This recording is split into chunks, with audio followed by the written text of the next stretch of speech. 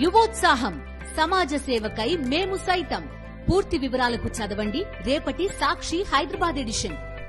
Pushpa 1 release అయినప్పుడు పుష్ప 2 బాగుంటుంది అంటూ టీం చెప్పింది.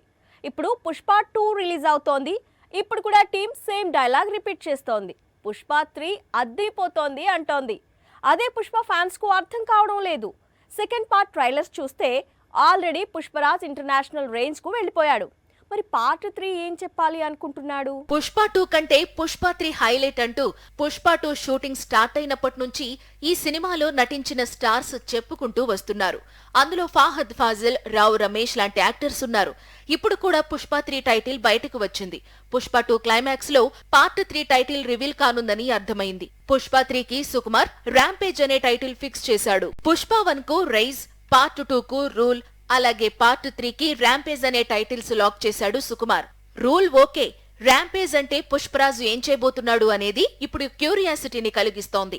అల్లు అర్జున్ మరో 3 ఏళ్లు ఛాన్స్ ఇవ్వాలే కానీ పుష్ప 3 తీస్తానంటూ ఇటీవల హైదరాబాద్ లో జరిగిన ప్రీ రిలీజ్ ఈవెంట్ లో కూడా చెప్పాడు సుకుమార్. పుష్పరాజ్ స్టోరీని సుకుమార్ పెద్ద ఎత్తున ప్లాన్ చేస్తున్నాడని పుష్ప 3 గురించి గతంలోనే బెర్లిన్ ఫిల్మ్ ఫెస్టివల్లో చెప్పుకొచ్చాడు బన్నీ. మొత్తంగా పుష్ప 2 రిలీజ్ అవుతున్న సమయంలో పుష్ప 3 ట్రెండింగ్ లోకి రావడం ఇప్పుడు పాన్ ఇండియాను షేక్ చేస్తోంది.